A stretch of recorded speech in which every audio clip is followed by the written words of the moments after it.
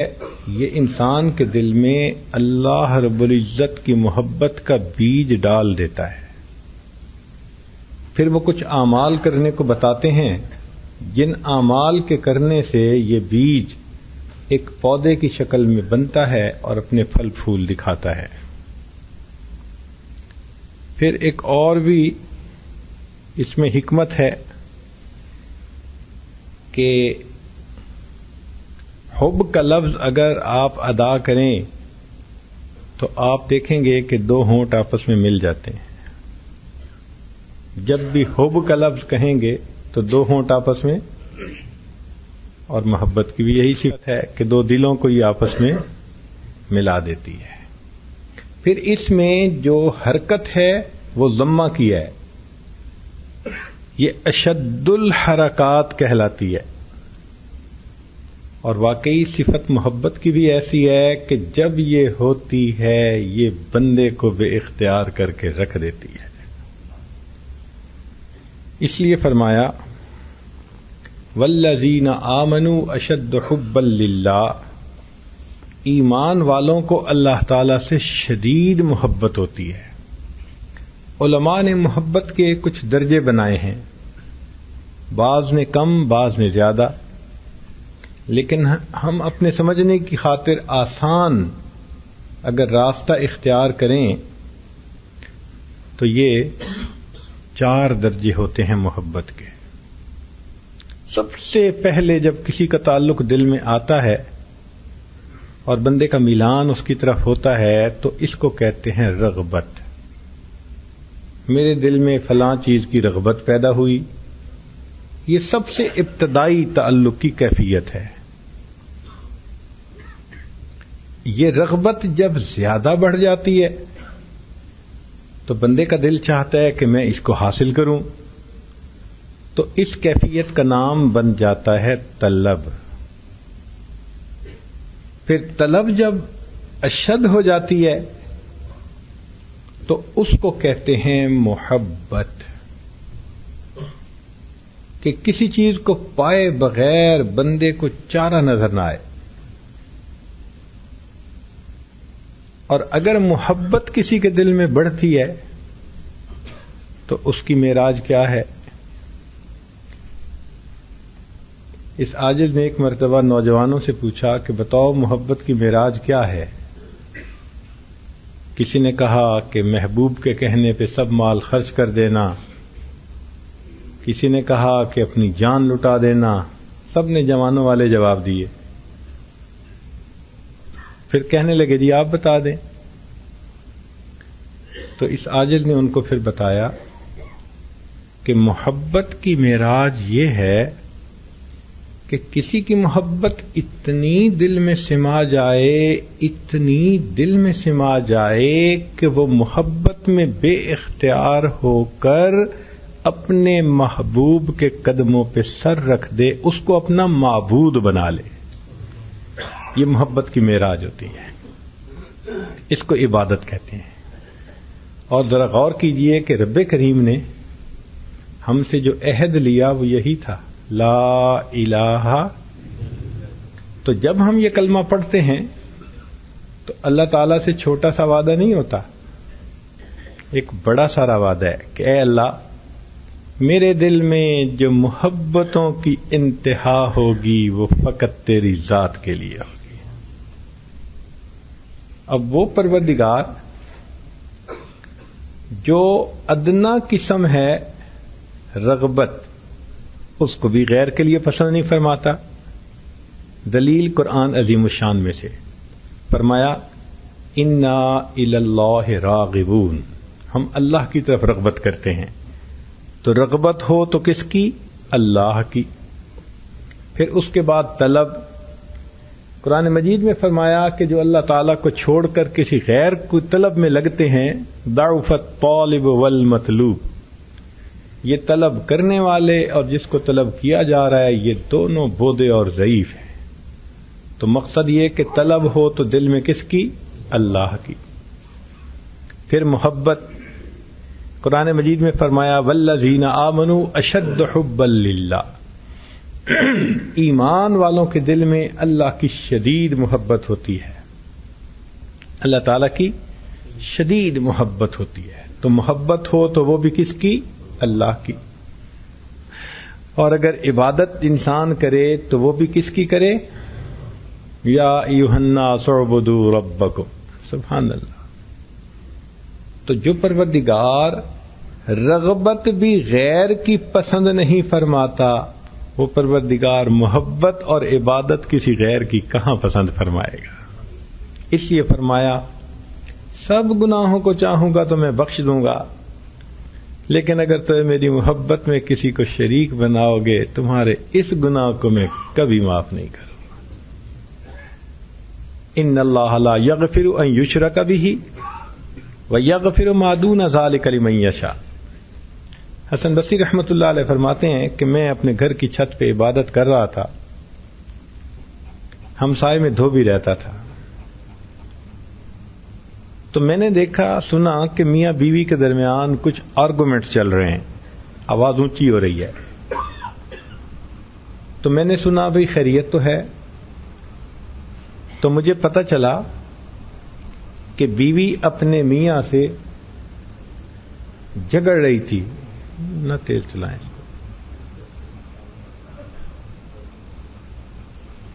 بیوی اپنے میاں سے جھگڑا کر رہی تھی اور یہ کہہ رہی تھی کہ دیکھو میں نے تمہارے گھر میں تنگی کو برداشت کیا، فقر و فاقہ کو برداشت کیا، جو تم نے کھلایا میں نے کھا لیا، جو پہنایا میں نے پہن لیا، میں نے کبھی شکوہ نہیں کیا، اور میں تمہاری خاطر اور بھی قربانیاں دے سکتی ہوں، لیکن مجھے لگ رہا ہے کہ تم کہیں اور انٹرسٹڈ ہو رہے ہو اور کسی اور سے نکاح کرنا چاہتے ہو.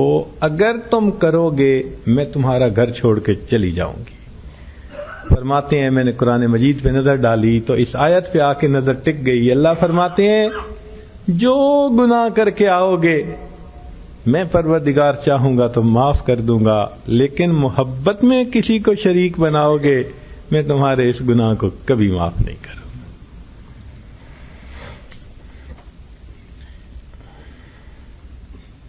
چنانچہ انسان کے دل میں اللہ رب العزت کی محبت بھر جائے، یہ مومن کا شوق ہونا چاہیے.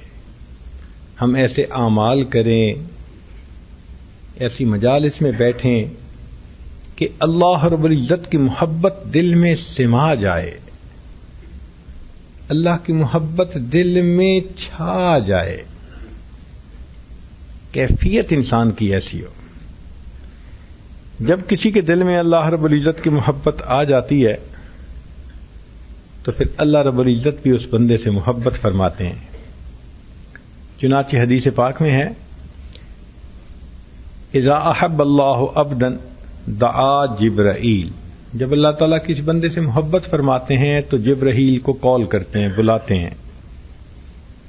فقال انی احب فلانا، میں فلاں بندے سے محبت کرتا ہوں. فاحبہ، فیحبہ جبرائیل، اللہ بھی محبت کرتے ہیں اور جبریل علیہ السلام بھی اس بندے سے محبت کرتے ہیں. ثم ینادی فی السماء، پھر جبریل علیہ السلام آسمان پہ آواز لگاتے ہیں. اللہ رب العزت نے مختلف فرشتوں کے ذمے مختلف کام لگائے ہیں.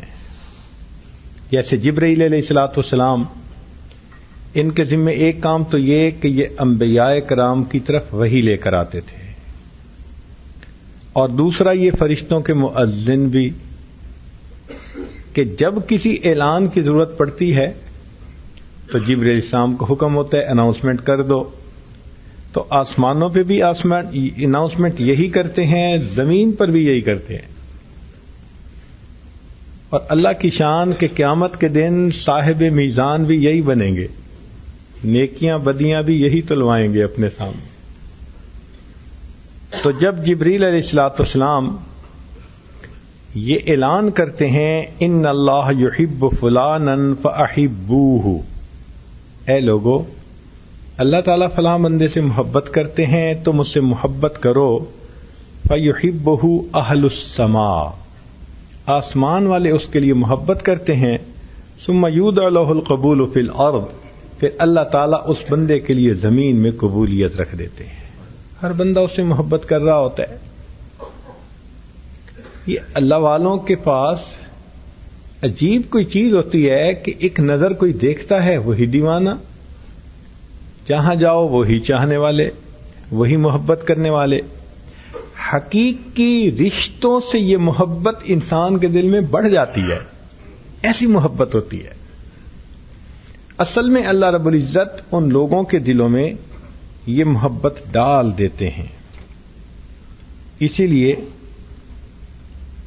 جتنا اللہ رب العزت کی صفات میں، احسانات میں غور کیا جائے، یہ محبت بڑھتی ہے۔ اللہ تعالیٰ کتنے ہم پر کریم ہیں، ہمارے کتنے بڑے محسن ہیں، جتنا ہم اس پر غور کرتے جائیں گے تو محبت بڑھتی جائے گی۔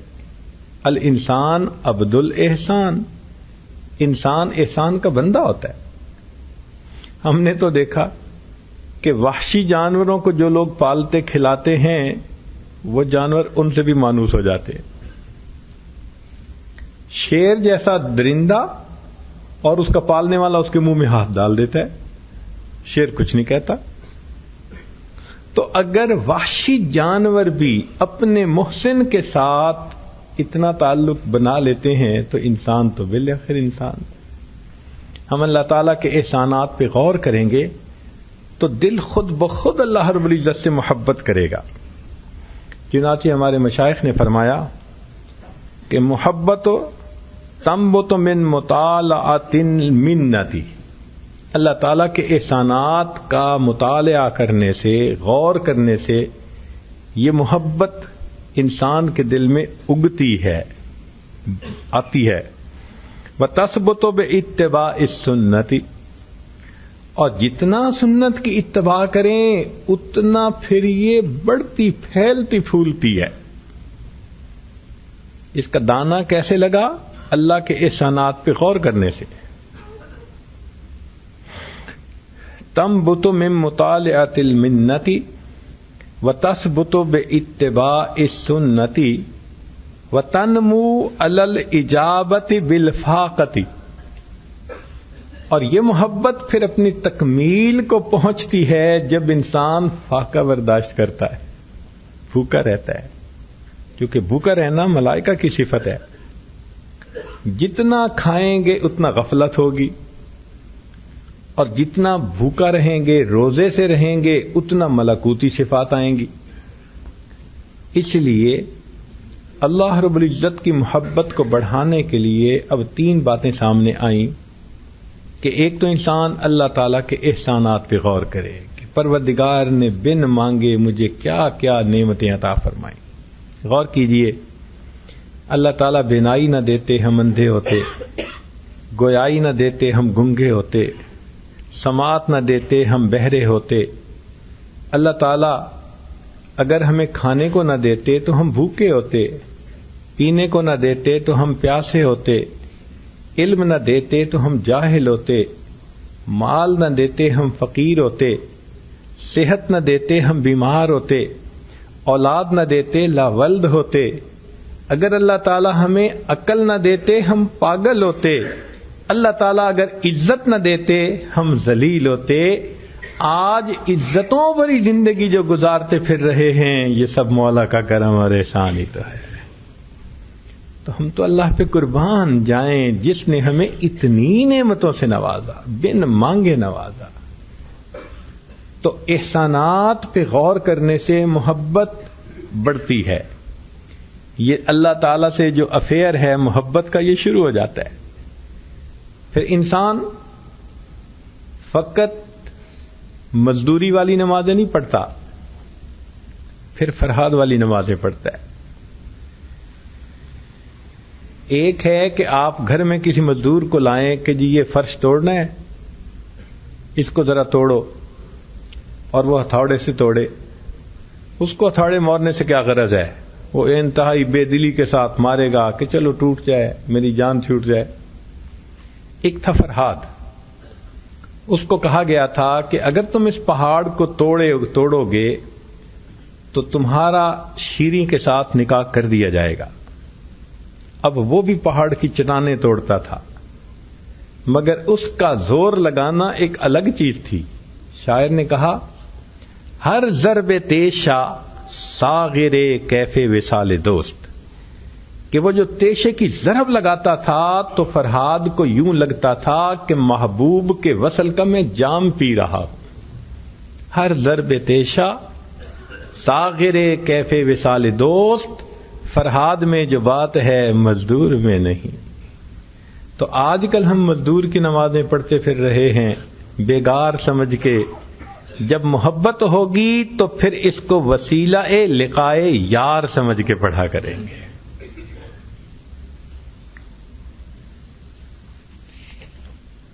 آگے فرمایا کہ علامات محبت اللہ تعالی للعبد، کہ اللہ تعالیٰ جب بندے سے محبت فرماتے ہیں تو اس کی کیا علامتیں ہیں. جیسے حدیث مبارکہ میں فرمایا القبول فی الارض ثم یودع له القبول فی الارض، کہ اللہ پھر زمین میں قبولیت رکھ دیتے ہیں. لوگ ناواقف ہوتے ہیں لیکن قریب آتے ہیں تو جیسے مقناطیس لوہے کو کھینچ لیتا ہے، ان اللہ والوں کے دل اجنبی لوگوں کو بھی یوں اپنی طرف کھینچ لیا کرتے ہیں. اور دوسری بات کہ پھر اللہ رب العزت اس محبت میں بندے کو آزماتے بھی ہیں تو حالات بھی آتے ہیں. اس کی کیا وجہ ہے؟ آپ بازار سے اگر ایک پیالہ خریدیں چند روپے کا یا تربوز خریدیں تو ہمارے ہاں اس کو ٹھونک کے دیکھتے ہیں کچا یا پکا.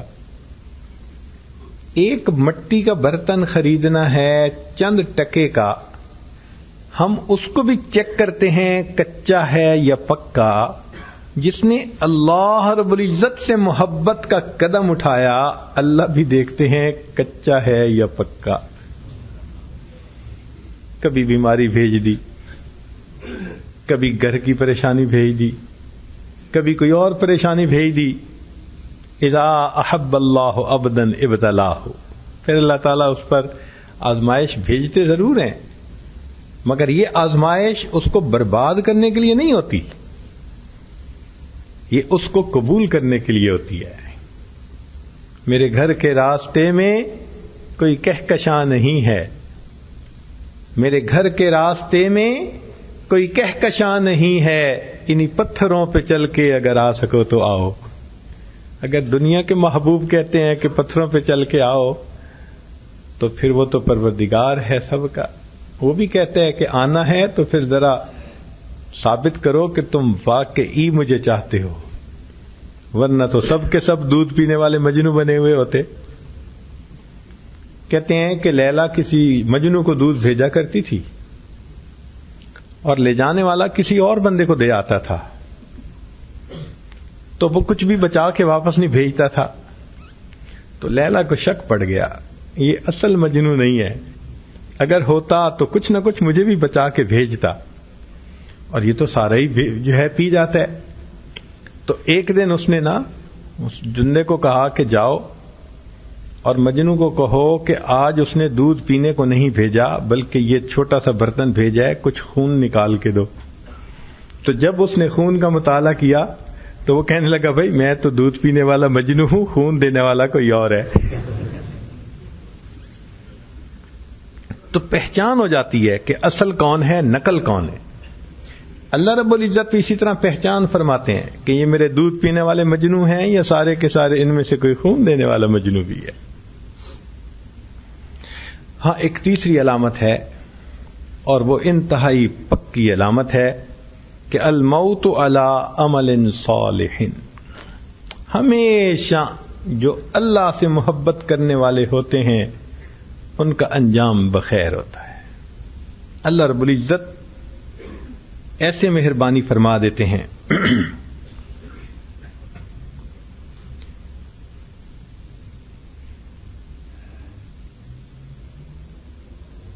چنانچہ حدیث پاک میں ہے مسند احمد کی روایت ہے، اذا احب اللہ عبدا اصلہ، جب اللہ تعالیٰ کسی بندے سے محبت فرماتے ہیں تو اس بندے کو توفیق دے دیتے ہیں۔ قالوا وما اصلہ، پوچھے اللہ کے نبی صلی اللہ علیہ وسلم یہ کیا ہے؟ قال یوفق له عملا صالحا بین یدی اجلہ حتی یرضى عنہ جیرانہ او من حولہ، کہ اللہ تعالیٰ اس کو اعمال کی توفیق دے دیتے ہیں، مرنے سے پہلے اس سے گھر والے، پڑوسی لوگ بھی سارے خوش ہوتے ہیں، پروردگار بھی بندے سے خوش ہوتا ہے، سب تعریفیں کر رہے ہوتے ہیں۔ تو یہ اللہ رب العزت کی محبت کی دلیل ہوتی ہے۔ اب یہ کیسے پتہ چلے کہ بندہ اللہ سے محبت کرتا ہے؟ اس کی بھی ہمارے مکابر نے علامات بتائی ہیں۔ پہلی بات یہ کہ جس سے محبت ہوتی ہے اس سے ملنے کو جی چاہتا ہے، جس سے بھی محبت ہوتی ہے ملاقات کو جی چاہتا ہے، تو حب لقاء اللہ۔ اس لیے نبی علیہ الصلوۃ والسلام نے ارشاد فرمایا، من احب لقاء اللہ احب اللہ لقاءہ، جو اللہ سے ملاقات کو محبوب رکھتا ہے اللہ اس سے ملنے کو محبوب رکھتے ہیں۔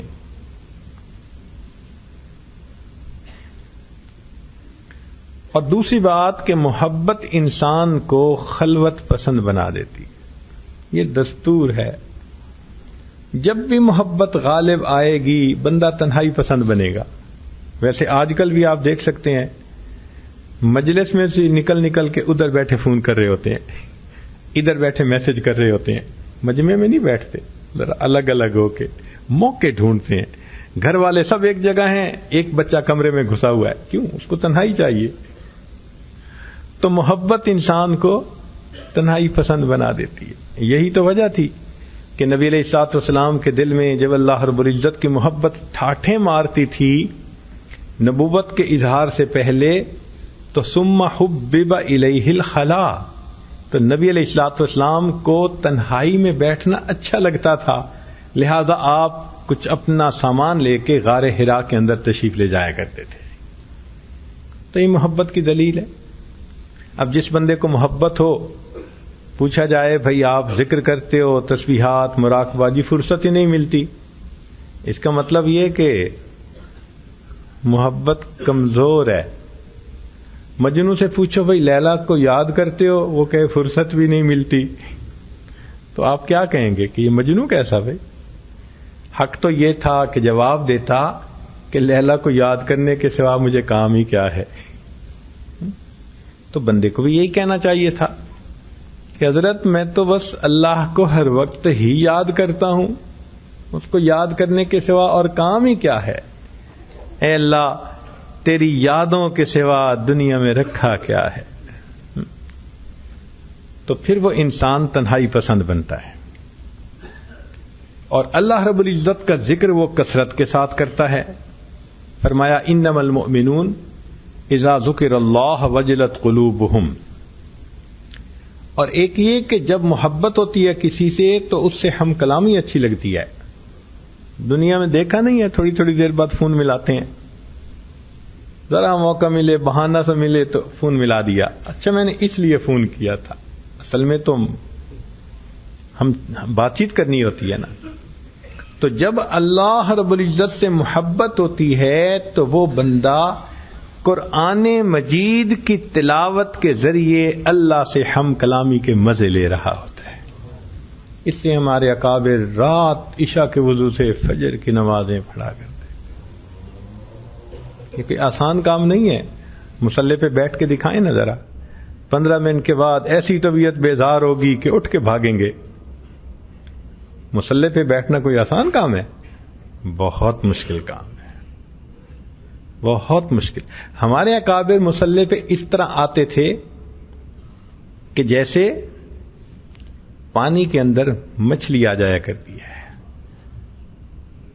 پانی کے اندر مچھلی، پرسکون ہو جاتے تھے مصلی پہ آ کے، پرسکون بیٹھے رہتے تھے، اللہ کی یاد ان کو بٹھاتی تھی۔ اور آج حالت یہ ہے بس نماز کا سلام پھیرا، تسبیحات بھی نہیں پڑھی جاتی. اور عجیب بات کہ دعا بھی آج کل منٹوں کی بن گئی ہے اور سیکنڈوں کی بن گئی ہے.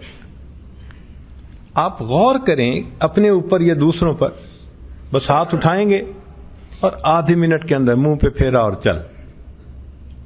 ایک نوجوان تو کہنے لگے حضرت پچھلے 8 سال سے دعا مانگنے کو دل ہی نہیں کرتا. کیفیت ایسی بن جاتی ہے. مصلی سے محبت کا ہونا اللہ رب العزت سے محبت کی دلیل ہوتی ہے. اس لیے پھر رات کے آخری پہر میں یہ حضرات بستروں سے اٹھ کے مصلی پہ آ جاتے ہیں.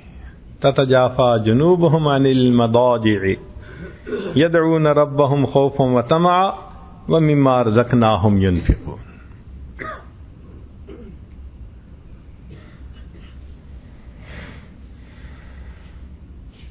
تو اللہ رب العزت بندے سے محبت کرتے ہیں اور بندہ اللہ سے محبت کرتا ہے.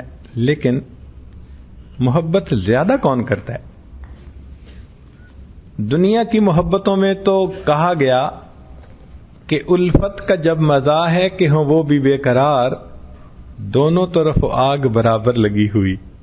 کہ دونوں طرف آگ برابر ہو تو یہ محبت میں ایکسٹریم ہے. مگر اللہ تعالیٰ کی محبت کا معاملہ جدا ہے. جتنا بندہ اپنے رب سے محبت کرتا ہے اللہ رب العزت اس بندے سے اس سے بڑھ کر محبت فرماتے ہیں.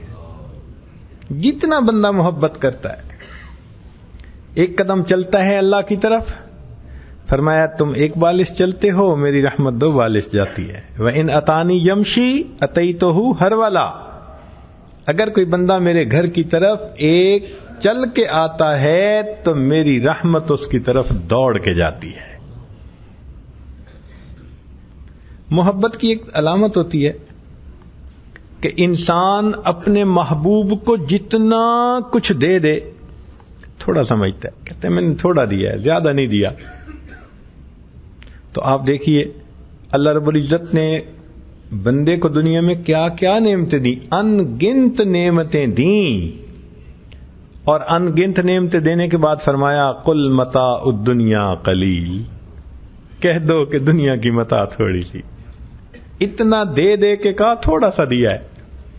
اور اس کے جواب میں محبوب اگر تھوڑا سا دے دے تو وہ تھوڑا نہیں ہوتا، وہ بڑا نظر آتا ہے. جی میرے محبوب نے مجھے بھیجا ہے. لہذا بندے کی عمر محدود، عمل محدود. اس بندے نے محدود زندگی میں اللہ کا محدود ذکر کیا. اللہ فرماتے ہیں وَالذَّاكِرِينَ اللَّهَ كَثِيرًا وَالذَّاكِرَاتِ. تو محدود عمل پہ کثیر کا لفظ استعمال کیا اور ان گنت نعمتوں پہ قلیل کا لفظ استعمال کیا. واقعی اللہ کو اپنے بندوں سے محبت ہے.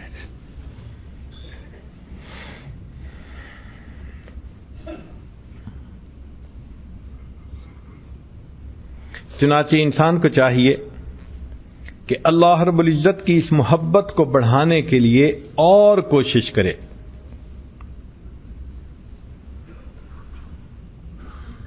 جب محبت ہو جاتی ہے تو پھر محبوب کے سوا کوئی دھیان نہیں رہتا. قیل لبعض المحبین، محبت کرنے والوں میں سے کسی نے پوچھا من اینا، بھئی کہاں سے ہو؟ قال من عند الحبیب، کہنے لگا محبوب کی طرف سے. قیل ولا وإلی این، کہ جانا کہاں ہے؟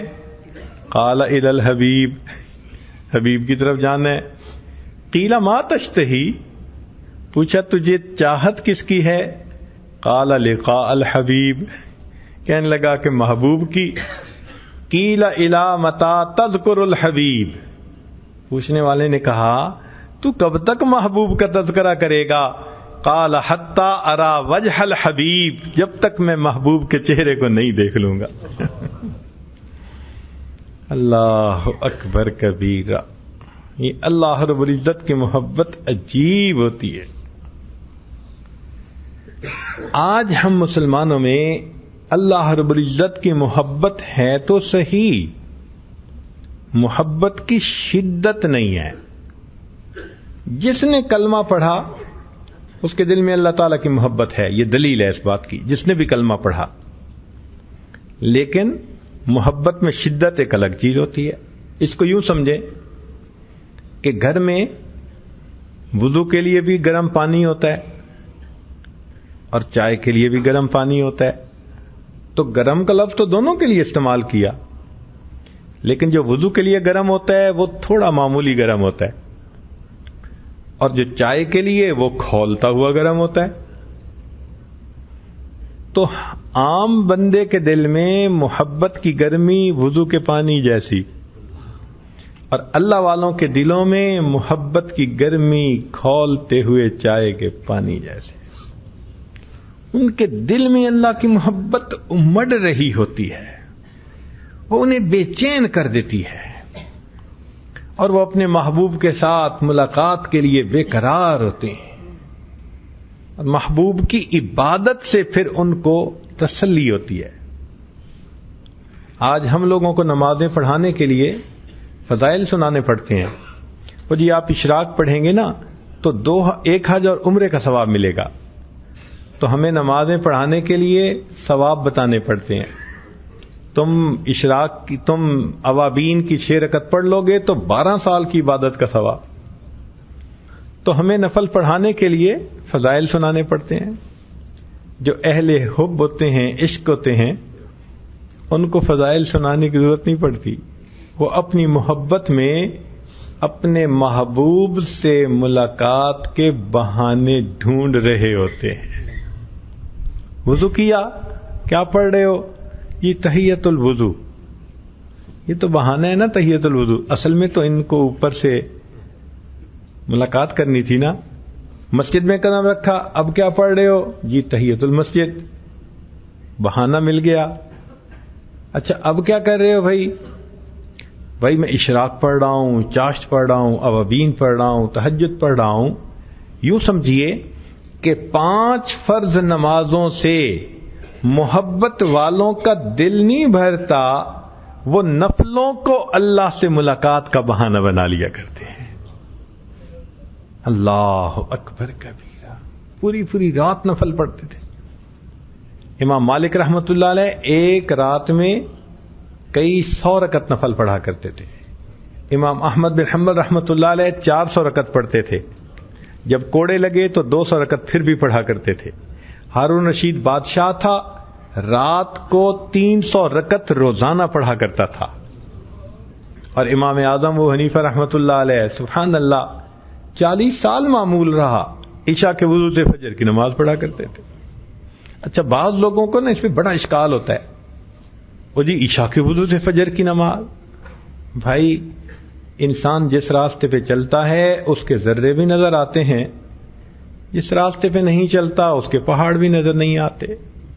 آپ نے کبھی اہل محبت کے ساتھ، عشق کے ساتھ وقت گزارا ہو تو پھر پتہ چلے کہ رات کو کیسے وہ نمازیں پڑھا کرتے تھے.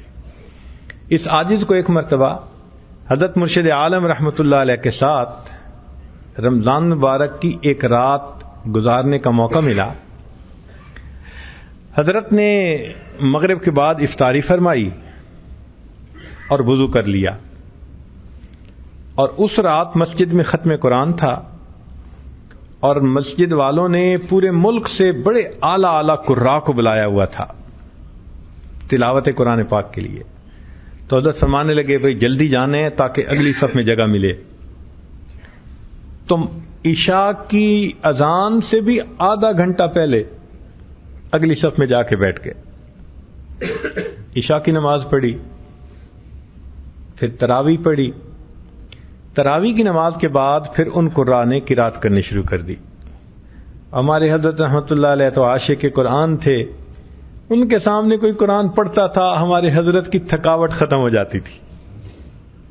کیسے ہوتا تھا ایسے؟ ہم نے تجربہ کیا ہے. ماں کہتی ہے گھر میں میں نے آج سارا دن صفائیاں کروائی ہیں، کپڑے دھوئے ہیں، میں تھک گئی ہوں، بس میں نے عشاء پڑھتے ہی سو جانا ہے، مجھے کوئی ڈسٹرب نہ کرے.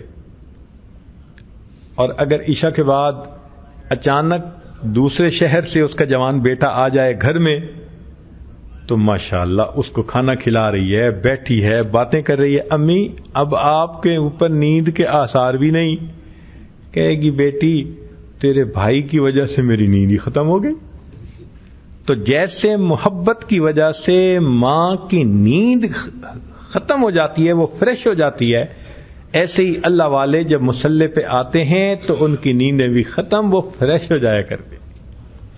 حضرت رحمت اللہ علیہ نے قرات سنی، حتیٰ کہ اتنا وقت گزر گیا کہ اعلان ہوا کہ سحری کا وقت ختم ہونے میں 1 گھنٹہ صرف رہ گیا ہے اور مسجد میں سحری کا سب کے لیے انتظام ہے. تو ہم دسترخوان بچھا رہے ہیں، سب لوگ اس 1 گھنٹے میں اپنی سحری کر لیں. تو اس عاجز نے حضرت کے قریب ہو کے پوچھا کہ حضرت آپ کو کمرے میں جانا ہے، ساری رات گزر گئی، 90 سال کی عمر تھی اور ڈائبیٹک بھی تھے، اور لوگ جانتے ہیں کہ جو ڈائبیٹک ہو اس کو تو گھنٹے 2 کے بعد یورینیشن کی ضرورت ہوتی ہے. تو حضرت نے فرمایا اس کا مطلب کہ مجھے نہیں جانا، پیچھے ہٹ گیا. پھر حضرت نے بھی وہیں سب لوگوں کے ساتھ سحری کی. اب کھانا کھانے کے بعد تو صحت مند نوجوان بھی بیت الخلاء کی طرف جاتا ہے، فراغت کی ضرورت پیش آتی. پھر میں قریب ہوا، حضرت اب آپ کمرے میں جائیں گے؟ میری طرف دیکھ کے فرمانے لگے میرا وضو کوئی کچا دھاگا ہے، میرا وضو کوئی کچا دھاگا ہے. تو خاموش ہو گیا. پھر میں نے سوچا کہ ہو سکتا ہے کہ فجر کی نماز پڑھتے ہی چلے جائیں. حضرت نے فجر کی نماز ادا کی، اور فجر کی نماز کے بعد حضرت ممبر کے اوپر آ کر بیٹھ گئے اور قراء کو فرمایا کہ دیکھو ساری رات تم نے مجھے قرآن سنایا، اب میں تمہیں قرآن سناؤں گا. ہمارے حضرت رحمت اللہ علیہ کا جو فجر کا درس قرآن تھا وہ عجیب چیز ہوتی تھی، عجیب کیفیت ہوتی تھی اس کی. پھر مجھے خیال آیا کہ شاید جیسے تعلیم ہوتی ہے یا حدیث مبارکہ پڑھ دیتے ہیں تو 5 منٹ 4 منٹ کی ہوتی ہے تاکہ لوگوں پہ نیند غالب جائیں. اوہو، حضرت پہ تو عجیب جوبن سوار تھا، فریش بالکل. قرآن پاک جو پڑھنا شروع کیا، آیتوں پہ آیتیں پھر فرمانے لگے دیکھو یہ سب علماء اور قراء کا مجمع ہے، مجھے آج ترجمہ کرنے کی کوئی ضرورت نہیں، میں صرف آیتیں پڑھوں گا.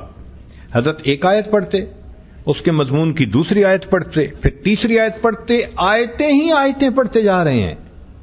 اور لوگ حیران ہیں، یا اللہ یہ کیسے نزول ہو رہا ہے آیتوں کا ان کے اوپر. حضرت نے اتنا لمبا بیان فرمایا کہ اشراق کا وقت ہو گیا، اور اس وقت لوگوں نے اشراق کی نماز پڑھی، حضرت نے بھی اشراق کی نماز پڑھی اور کمرے میں آ کے پھر وضو کیا. لوگ عشاء سے فجر کی باتیں کرتے پھرتے ہیں، ہم نے ایک اللہ والے کو مغرب کے وضو سے اشراق کی نماز آنکھوں سے پڑھتے ہوئے دیکھا ہے. یہ اللہ کی مدد ہوتی ہے، توفیق ہوتی ہے اللہ تعالی کی طرف. تو وہ محبت کرتے ہیں اللہ سے، اللہ ان کے لیے یہ اعمال آسان کر دیتے ہیں. تو ہم نمازیں پڑھتے ہیں ثوابوں کی وجہ سے، اور وہ نماز پڑھتے ہیں محبت کی وجہ سے. کسی نے کہا بات بڑی عجیب کی ہے، بندگی سے ہمیں تو مطلب ہے، بندگی سے ہمیں تو مطلب ہے، ہم ثواب و عذاب کیا جانے.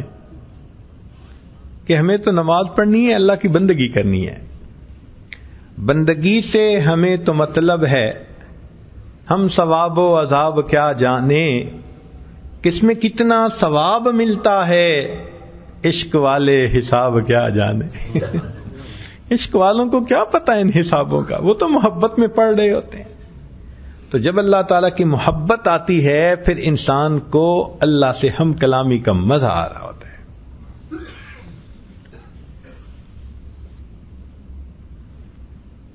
کہتے ہیں کہ مجنو کو لیلا سے محبت تھی، اور یہ لیلا اس قدر سیاہ تھی کہ رات کی وجہ سے اس کے ماں باپ نے اس کا نام لیلا رکھا تھا. رات کی طرح کالی تھی. مجنو کو محبت ہو گئی.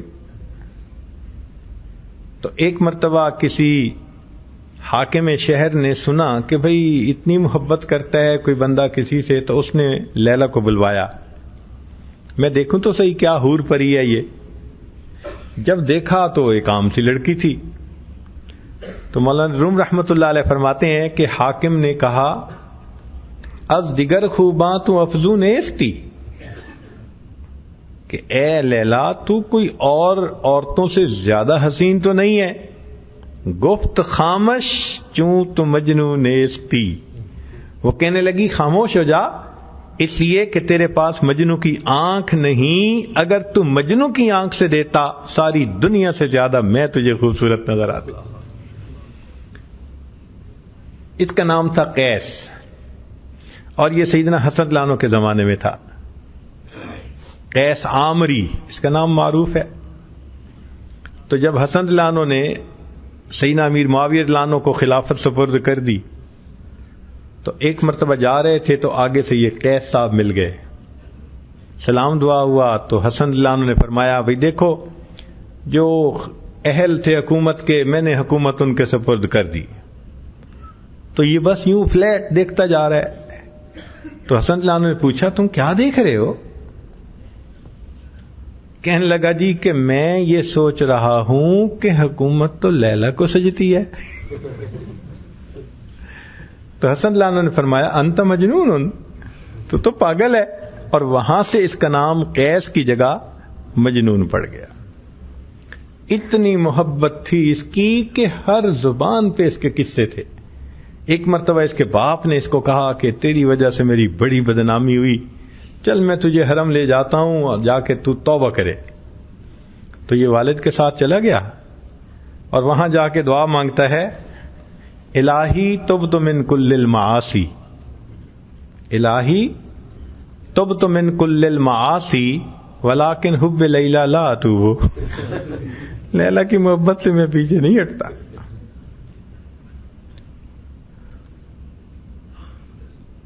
جب اس نے یہ دعا مانگی تو والد نے غصے سے اس کی طرف دیکھا کہ یہ کیا کر رہا ہے. تو اگلا شعر پڑھا اس نے کہ الہی لا تسلب حبہا ابدا، اے اللہ اس کی محبت کبھی بھی میرے دل سے مت نکالنا. وَيَرْحَمَ اللَّهُ عَبْدًا قَالَ آمینہ، اور جو میری دعا پر آمین کہہ دے اللہ اس پر بھی رحم فرما دے.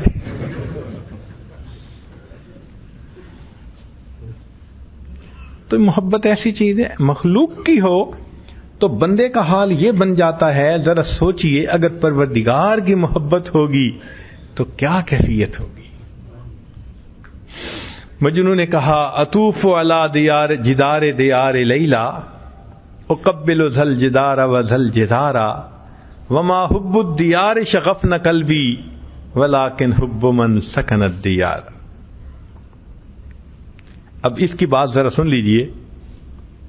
لکھا ہے ربیہ مجنون لیلا فی المنام، کسی نے مجنون کو خواب میں دیکھا. فقیل لہ ما فعل اللہ بک، اس نے پوچھا تیرے ساتھ اللہ نے کیا معاملہ کیا. قال، کہنے لگا غفر لی، اللہ نے میری مغفرت کر دی. وجعلنی حجتاً علی المحبین، اور اللہ نے مجھے محبین کے لیے حجت بنا دیا کہ اگر یہ مخلوق سے ایسی محبت کر سکتا ہے اور مجھ سے محبت کرنے والوں تم نے تو اس کے زیادہ مجھ سے محبت کرنی چاہیے تھی. بات تو سچی ہے کہ اگر اللہ تعالیٰ قیامت کے دن اسی کی مثال دے دیں کہ دیکھو یہ مخلوق کی محبت میں ایسا تھا، تم میری محبت کتنی دل میں رکھتے تھے، تو ہم تو سرے سے ہی فیل ہو جائیں گے. اللہ اکبر. تو اس لیے ہمیں اللہ تعالی سے محبت کا یہ رشتہ جوڑنا چاہیے، مضبوط سے اضبط کرنا چاہیے. وَأَوْحَى اللَّهُ تَعَالَى إِلَى عِيسَىٰ علیہ الصلوٰۃ والسلام،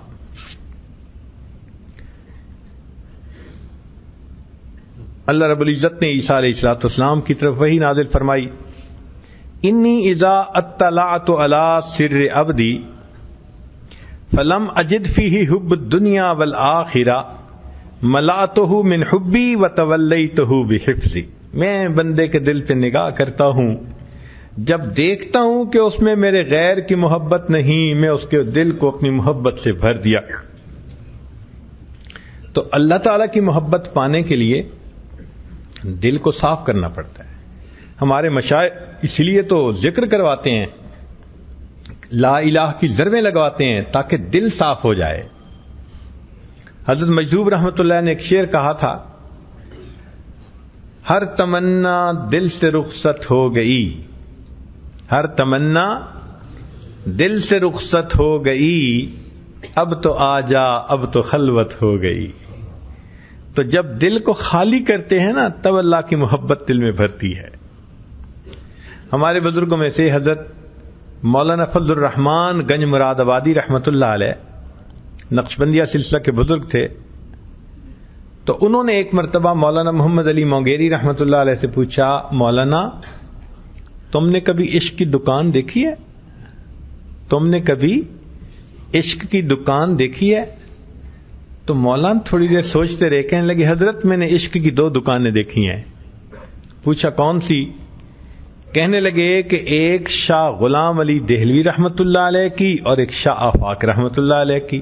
یہ دونوں حضرات دہلی کے مشائخ میں سے تھے اور ان کے ہاں لوگ آتے تھے اور اللہ کی محبت کے جام پی کے جاتے تھے.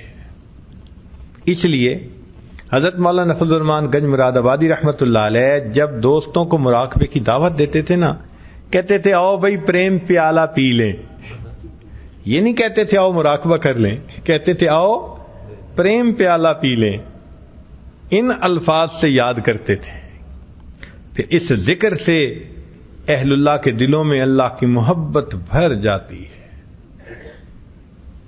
جو اللہ کی محبت کو تقسیم کرتے پھر رہے ہوں ان کے اپنے دلوں میں محبت کا کیا حال ہوتا ہوگا. جس قلب کی آہوں نے دل پھونک دیے لاکھوں، اس قلب میں یا اللہ کیا آگ بھری ہوگی.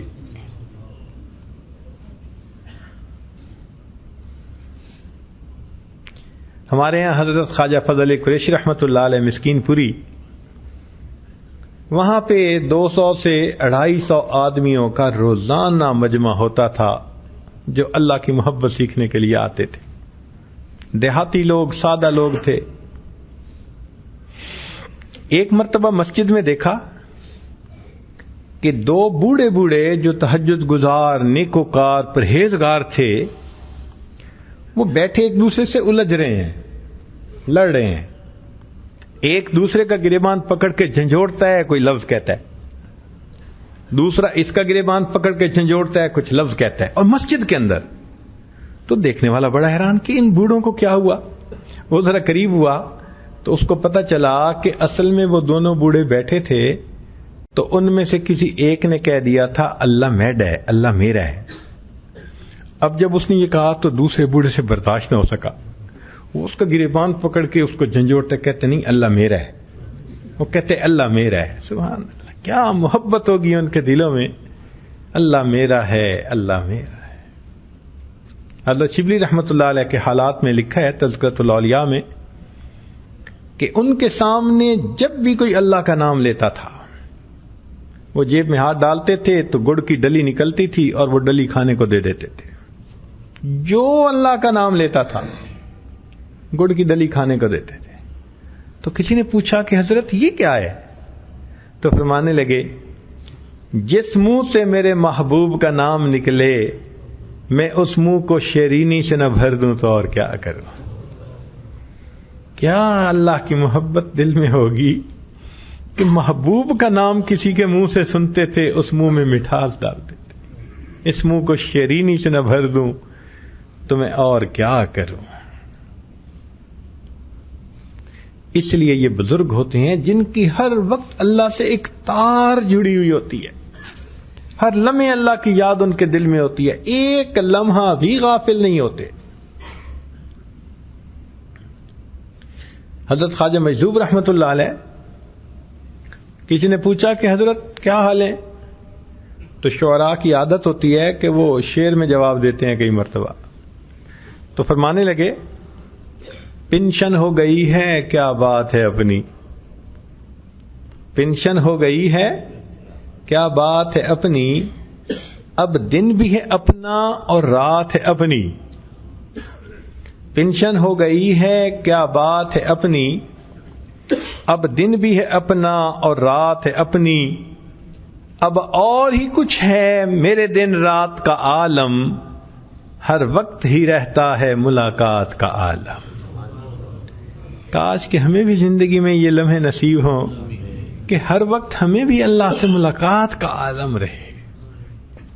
حالانکہ یہ شروع میں ایک بڑی پوسٹ کے اوپر تھے اور افسر تھے، انگریزی لکھے پڑے تھے، حضرت کی خدمت میں آئے تو بس رنگ چڑھ گیا۔ اس زمانے کے ایک شاعر تھے جگر مراد آبادی رحمۃ اللہ علیہ، انہوں نے دیکھا مجذوب رحمۃ اللہ علیہ تو کہنے لگے کہ ذرا سنو، تم تو مسٹر تھے، تمہاری ٹر کیسے مس ہو گئی؟ کہ دیکھو تم تو مسٹر تھے، تمہاری ٹر کیسے مس ہو گئی؟ تو انہوں نے بتایا کہ میرے شیخ ہیں، ان کی خدمت میں گیا، رنگ چڑھ گیا۔ تو جگر مراد آبادی رحمۃ اللہ علیہ استاد الشعراء تھے، شاعروں کے استاد تھے، بہت اچھے شاعر۔ کہنے لگے کہ میری بھی ملاقات کروا دو۔ ان کا کروا دوں گا۔ کہنے لگے شرط ہے، وہ شرط یہ ہے کہ میں صرف میں نوش ہی نہیں، میں بلا نوش ہوں، صرف شراب ہی نہیں پیتا، ٹکا کے پیتا ہوں، اور میں ناغہ نہیں کر سکتا، تو اگر میں جاؤں گا تو میں وہاں بھی پیوں گا۔ یہ شرط رکھی۔ تو مجذوب رحمۃ اللہ نے حضرت ثانی رحمۃ اللہ سے پوچھا، یہ حضرات تو بڑے حاذق طبیب تھے نا، تفقہ حاصل تھی دین کی، وہ سمجھتے تھے۔ حضرت نے فرمایا کہ ان کو لے آؤ، مگر وہ یہاں آ کر خانقاہ پہ نہیں ٹھہریں گے، چونکہ یہ پبلک پلیس ہے، جو آئے وہ اللہ کے لیے آئے اور نیک بن کے رہے۔ وہ میرے مہمان ہوں گے، میں ان کو اپنے گھر پہ ٹھہراؤں گا، اور چونکہ گھر پہ تو کافر بھی مہمان آ کے رہ سکتا ہے، تو بھئی گھر میں اس نے جو کرنا ہوگا وہ گھر کے کمرے میں کر لے گا۔ چنانچہ جگر مراد آبادی آ گئے، لیکن حضرت کی جو ملاقات تھی، سبحان اللہ، اس نے دل کی دنیا کو بدل کے رکھ دیا۔ ایک دو دعائیں بھی کروائیں اور پھر بغیر پیے گئے، فیصلہ کر لیا کہ میں آج کے بعد نہیں پیوں گا۔ اللہ کی شان کہ یہ جو عادی لوگ ہوتے ہیں نا شراب کے، تو ڈاکٹر لوگ ان کو ریکمینڈ کرتے ہیں کہ تم ٹیپر آف کرو اگر چھوڑنی ہے، زیادہ پیتے ہو تو ذرا کم کرو تاکہ جسم بھی عادی ہو جائے اور ریئیکشن زیادہ نہ ہو۔ انہوں نے یکدم ہی چھوڑ دی تو بیمار ہو گئے، بڑے چیک اپ کروائے، ڈاکٹروں نے کہا کہ جی نہیں، آپ کو تو پینی پڑے گی اور پھر کچھ آہستہ آہستہ کر کے چھوڑنی پڑے گی۔ ان کا نہیں، جب چھوڑ دی تو چھوڑ دی، اب موت بھی آ گئی تو مجھے موت قبول ہے، موت بھی قبول ہے۔ چہرے پہ داڑھی آ گئی، نمازیں شروع ہو گئیں، شراب چھوٹ گئی۔ اب لوگ بڑے حیران، بڑا چرچا ہوا کہ بھائی وہ دیکھو جگر نے تو شراب چھوڑ دی۔ تو لوگ ملنے کے لیے، دیکھنے کے لیے آنے لگے۔ تو شاعر نے، انہوں نے اپنے اوپر خود شعر بنا دیا، اپنے اوپر۔ کیا شعر بنایا؟ چلو دیکھ آئیں تماشا جگر کا، چلو دیکھ آئیں تماشا جگر کا، سنا ہے وہ کافر مسلمان ہوا ہے۔ یہ شعر اپنے اوپر بنا دیا۔ اب لوگ آتے تھے، دیکھتے تھے، مگر کچھ عرصے کے بعد جگر مراد آبادی کی تو کیفیت ہی بدل گئی، روحانیت آ گئی، دین آ گیا، تقوی آ گیا، نور باطن آ گیا۔ تو اس وقت کسی نے ایک کویسچن پوچھا، اور پوچھنے والے نے بیوٹیفل کویسچن پوچھا۔ اس نے کہا کہ یہ کمال آپ کو کیسے ملا؟ یہ کمال آپ کو کیسے ملا؟ تو اس پر جگر مراد آبادی نے ایک شعر کہا کہ میرا کمال عشق میں اتنا ہے اے جگر، میرا کمال عشق میں اتنا ہے اے جگر، وہ مجھ پہ چھا گئے میں زمانے پہ چھا گیا۔ میرا کمال عشق میں اتنا ہے اے جگر، وہ مجھ پہ چھا گئے میں زمانے پہ چھا گیا۔ ہوتا تو اسی طرح ہے نا، دل میں اللہ کی محبت بھر جاتی ہے، پھر اللہ اس بندے کی محبت ساری مخلوق میں دلوں میں ڈال دیتی ہے۔ تو اس محبت کو حاصل کرنے کے لیے ہمیں کوشش کرنی چاہیے کہ اللہ تعالی ہمیں بھی یہ نعمت عطا فرما دے۔ چنانچہ یحییٰ بن معاذ رحمۃ اللہ علیہ فرماتے ہیں، میں اپنی بات کو ذرا سمیٹنا چاہ رہا ہوں، توجہ سے سنیے۔ قال یحییٰ بن معاذ، یحییٰ بن معاذ رحمۃ اللہ علیہ فرماتے ہیں، مسقال خردلۃ من الحب احب الی من عبادت 70 سنۃ بلا حب، کہ اللہ رب العزت نے ارشاد فرمایا کہ رائی کے دانے جتنی عبادت محبت کے ساتھ کرنا بغیر محبت کے 70 سال کی عبادت سے مجھے زیادہ پسندیدہ ہے۔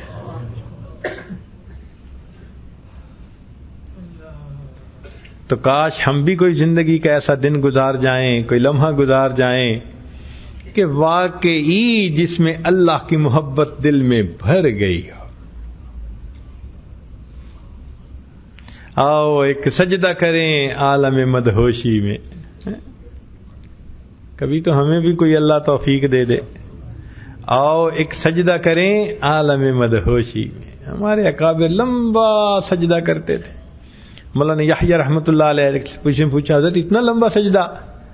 فرمانے لگے جب میں سجدے میں جاتا ہوں یوں لگتا ہے میں نے اپنے آقا کے قدموں پہ سر رکھ دیا، سر اٹھانے کو میرا دل نہیں چاہتا۔ جب یہ محبت ہوتی ہے تو پھر 2 رکعت میں انسان کو مزہ آ رہا ہوتا ہے۔ اللہ اکبر کبیرہ۔ چنانچہ انصری السقطی رحمت اللہ تعالی علیہ، سری سقطی رحمت اللہ علیہ فرماتے ہیں کہ تدعى الامم یوم القیامت بانبیائہا، قیامت کے دن ساری امتوں کو ان کے انبیاء کے ناموں سے پکارا جائے گا۔ فیقال، کہا جائے گا، یا امت محمد صلی اللہ علیہ وسلم، یا امت موسیٰ، یا امت عیسیٰ، وَيُدْعَى الْمُحِبُّونَ، لیکن جو اللہ سے محبت کرنے والے ہوں گے ان کو یہ کہہ کے پکارا جائے گا، فیقال یا اولیاء اللہ۔ سبحان اللہ، کاش کہ اللہ رب العزت ہمارا بھی نام اس فہرست میں شامل فرما دے۔ کچھ تو کریں نا، محنت تو کریں نا، اس کے لیے محنت ہی نہ کی تو پھر ملے گا کیا؟ اس لیے داؤد علیہ السلام کی طرف اللہ رب العزت نے وحی نازل فرمائی، وَأَوْحَى اللَّهُ تَعَالَى إِلَى داؤد علیہ السلام، فرمایا یا داؤد ذکری للذاکرین، میرا ذکر میرے ذاکرین کے لیے، وجنتی للعابدین، اور میری جنت میرے عبادت گزاروں کے لیے، وزیارتی للمشتاقین، اور میرا دیدار میرے مشتاق لوگوں کے لیے، وَأَنَا خَاصَّةٌ لِّلْمُحِبِّينَ، اور میں صرف اپنے چاہنے والوں کے لیے۔ اللہ اکبر کبیرہ۔ شاعر نے عجیب الفاظ میں بات کہی ہے، وَاللَّهِ مَا طَلَعَتْ شَمْسٌ وَلَا غَرَبَتْ إِلَّا وَأَنْتَ فِي قَلْبِي وَوَسْوَاسِي، ہے میرے محبوب، اللہ کی قسم، نہ سورج کبھی طلوع ہوتا ہے نہ سورج کبھی غروب ہوتا ہے، مگر میرے دھیان اور میرے خیال میں اے محبوب تو ہی تو ہوتا ہے۔ واللہ ما طلعت شمس ولا غربت الا وانت فی قلبی ووسواسی، ولا جلست الى قوم احدثهم الا وانت حدیثی بین جلاسی، اور اللہ کی قسم میں کبھی اپنے دوستوں کے مجلس میں نہیں بیٹھا مگر اے محبوب میری زبان پہ تذکرے تو تیرے ہی ہوا کرتے ہیں. وَلَا هَمَمْتُ بِشُرْبِ الْمَاءِ مِنْ عَطَشٍ إِلَّا رَأَيْتُ خَيَالًا مِنْكَ فِي الْكَأْسِ. اور اے محبوب اللہ کی قسم میں نے کبھی سخت پیاس کی حالت میں پانی کا پیالہ نہیں پیا مگر اس پانی میں میں تیری تصویر ہی تو ڈھونڈ رہا ہوتا ہوں. وَلَا ذَكَرْتُكَ مَحْزُونًا وَلَا تَرَبًا إِلَّا وَحُبُّكَ مَقْرُونٌ بِأَنفَاسِي.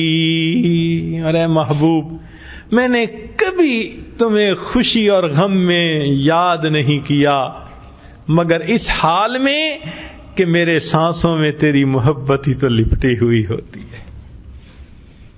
کاش کہ اللہ رب العزت ہمیں بھی یہ توفیق عطا فرماتے کہ ہم اللہ رب العزت کی ایسی محبت کے ساتھ زندگی گزار جاتے. پروردگار ہمیں یہ نعمت عطا فرمائے. وآخر دعوانا ان الحمد للہ رب العالمین.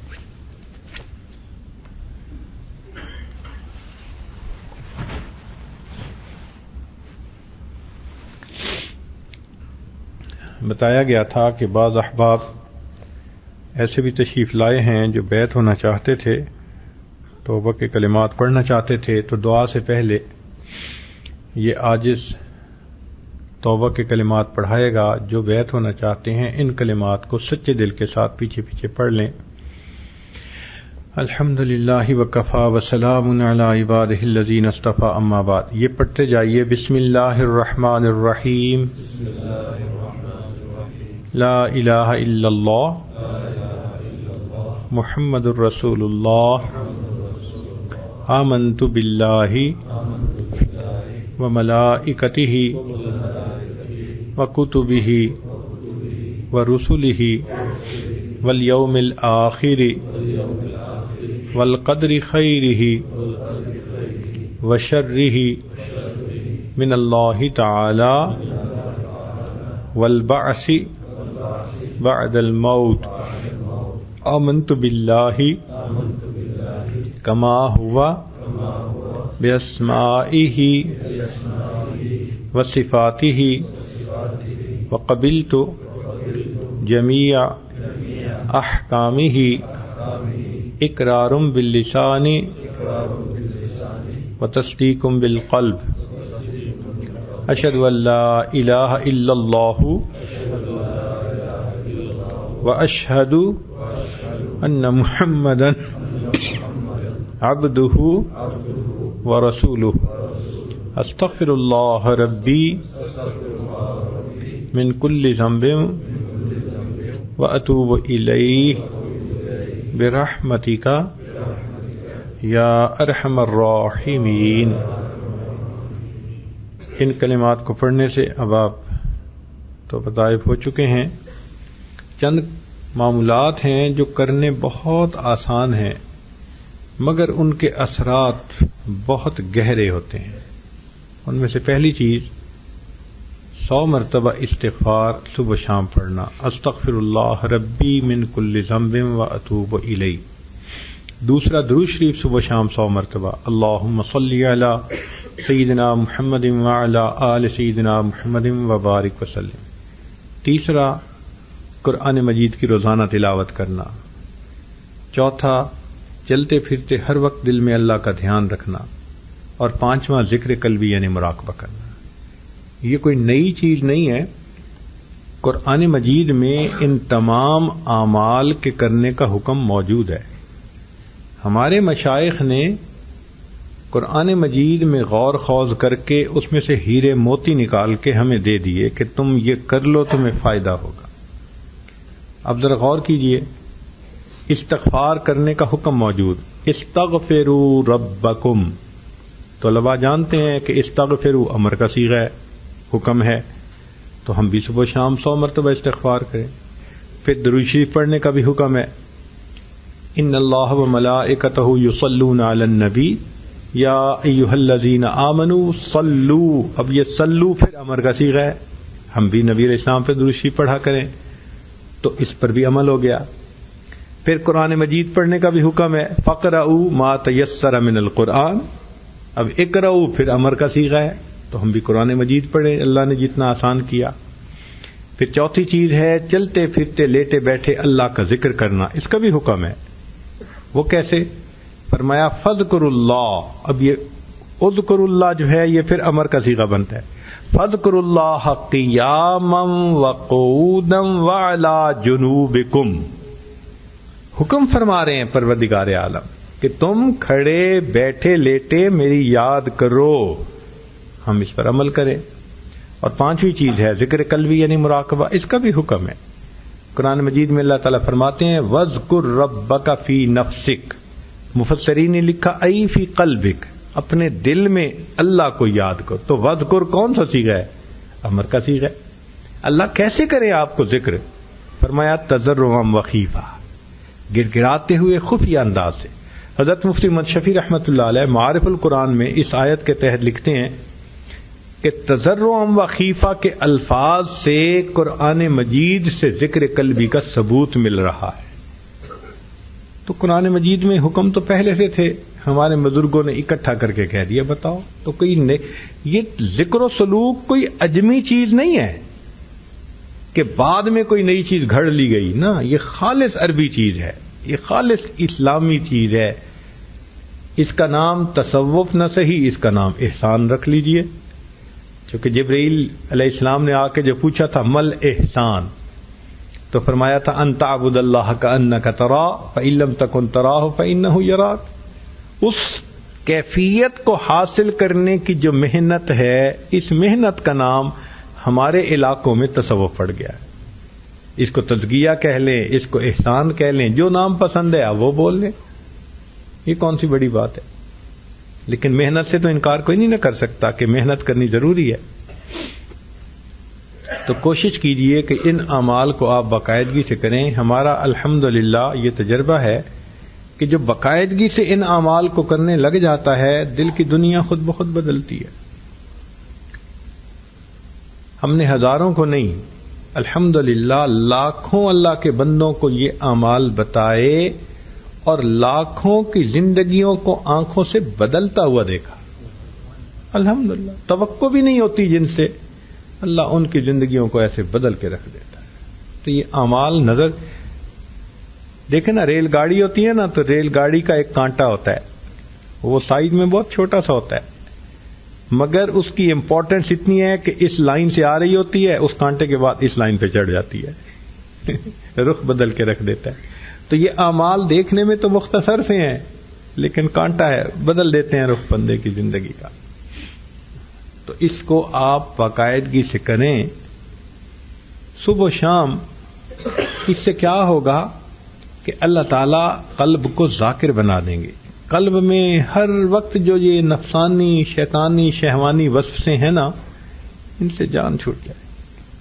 آج تو آپ نماز میں کھڑے ہوتے ہیں اور وسوسے شروع ہو جاتے ہیں، تو وسوسوں سے جان چھڑانے کا کوئی طریقہ ہونا چاہیے نا. ہمارے مشائخ نے یہ اعمال بتائے کہ ان کو کرو اور پھر دیکھو وساوس سے جان کیسے چھوٹتی ہے.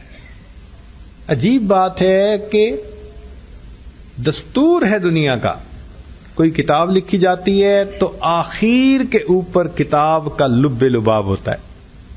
کوئی تقریر کرتا ہے تو تقریر کے آخر پہ اس کا نچوڑ ہوتا ہے. ہمیشہ یہ دستور ہے. آپ دیکھیں اللہ رب العزت نے اپنے قرآن مجید کو بھیجا تو ساری قرآنی تعلیمات کا لب لباب کیا ہے؟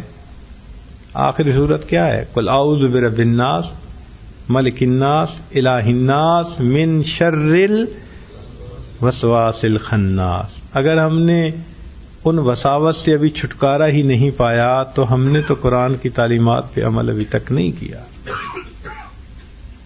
کیا ان وساوس کے ساتھ ہی دنیا سے چلے جائیں گے؟ اس پر محنت کرنی پڑے گی. آپ محنت کیجئے، پھر دیکھیے قلب میں اللہ کی محبت کیسے بھرتی ہے، وساوس سے کیسے جان چھوٹتی ہے. اس لیے شاہ اسماعیل شہید رحمۃ اللہ علیہ آئے تھے سید احمد شہید رحمۃ اللہ علیہ کے پاس.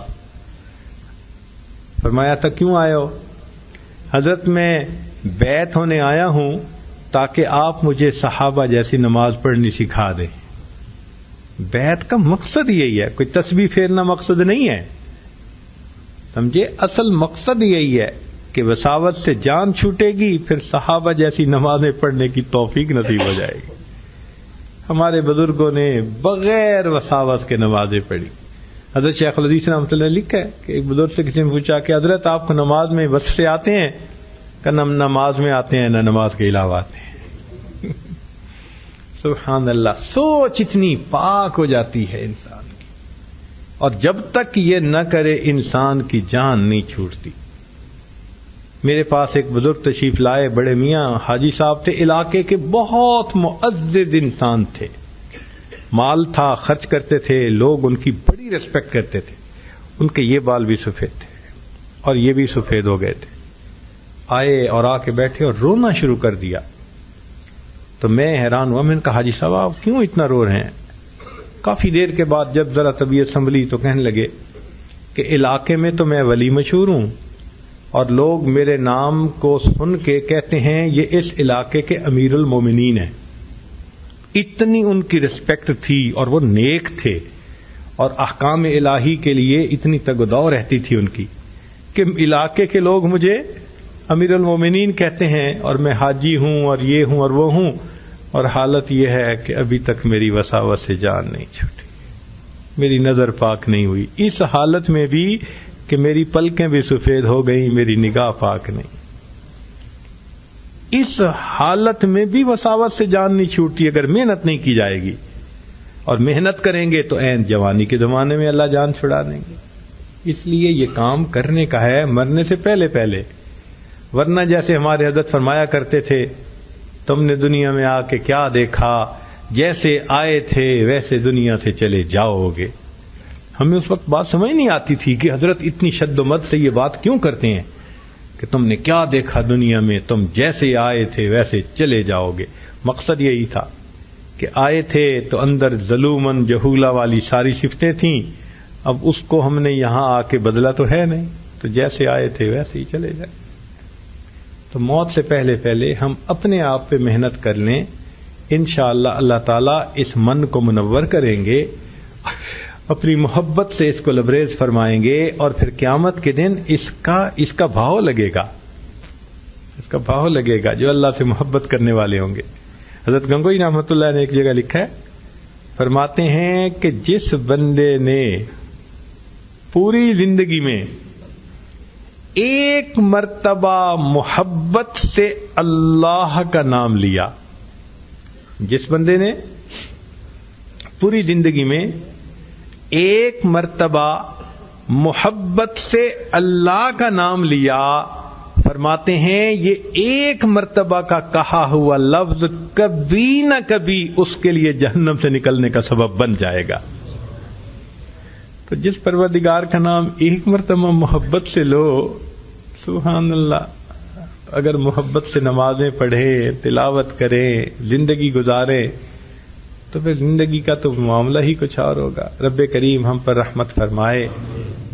ابھی ہم نے جو مراقبہ سیکھا، چند منٹ کے لیے آپ اس کی مشق کر لیں۔ طریقہ یہ ہے کہ ظاہر کی آنکھیں بند کر لیں، من کی آنکھیں کھول لیں، اور اپنے دل کی طرف دھیان کر کے بیٹھیں کہ میرا دل اللہ اللہ کہہ رہا ہے اور میں سن رہا ہوں۔